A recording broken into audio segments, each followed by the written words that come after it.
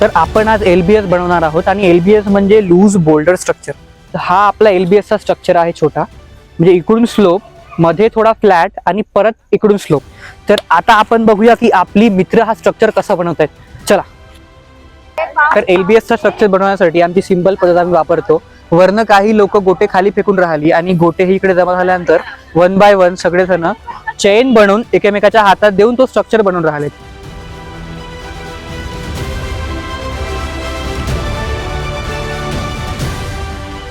नमस्कार मंडळी, मी आरती खडसे. गेल्या 3 वर्षांपासून गडचिरोली जिल्ह्यातील धानोरा तालुक्यामध्ये माझं काम सुरू आहे. जवळपास 86 गावांसोबतचं आमचं हे काम आम्ही करत आहोत. तर यामध्ये प्रामुख्याने आम्ही ज्या ऍक्टिव्हिटी करत आहोत त्याच्यामध्ये सर्वात मोठी ऍक्टिव्हिटी ही जलसंधारणाच्या कामाची आहे. आपण सर्वजण बघत आहात की या डोंगर पाठावर सर्वत्र जेवढे काही पावसाचं पाणी येतं हे पूर्ण पाणी वाहून जातं. आपल्याला सर्वांना माहितीच आहे की गडचिरोली जिल्ह्यात पाण्याचं प्रमाण भरपूर आहे, पण हे पाणी आपल्याला संग्रहण्यासाठी साठवण्यासाठीचं साधन नसल्यामुळे सर्वच्या सर्व पाणी हे बाहेर वाहताना आपल्याला दिसते. त्यामुळेच आम्ही सर्व टीम मिळून आज इथे 4 LBSचं कन्स्ट्रक्शन करणार आहोत.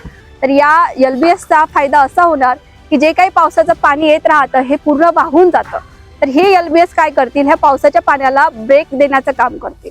तर हा पावसाचं पाणी सतत वाहत न जाता त्याला ब्रेक मिळेल आणि हे पाणी कुठेतरी थांबत जाईल आणि त्यासोबत जी काही झपाट्यानं मृदा आपली वाहून जाते तर ही मृदेचं सुद्धा आपण या माध्यमातून संधारण करणार आहोत. तर या प्रकारे आम्ही सर्वजण इथे मिळून मनसंधारणातून जलसंधारण करण्याचा पूर्ण प्रयत्न करत आहोत.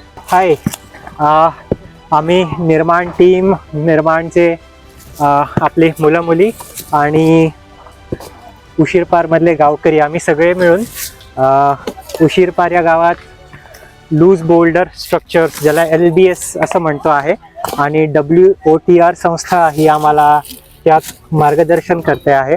सो आज आम्हाला संधी मिळाली इथे त्यांच्यासोबत व्हॉलंटिअर करण्याची and we are delighted and excited. कृती का करायची किंवा कृती करायला पाहिजे का, तर आमचं असं म्हणणं आहे की कृती नक्कीच करायला पाहिजे. समाजासाठी काहीतरी योगदान नक्कीच असायला पाहिजे आणि फक्त स्वतःच्या आणि स्वतःच्या आजूबाजूला हे योगदान न करता आज आम्ही वॉटर या संस्थेचं काम बघायला देखील, समजून घ्यायला देखील आणि त्यांना थोडीफार मदत देखील यासाठी इथे जमलेलो आहोत.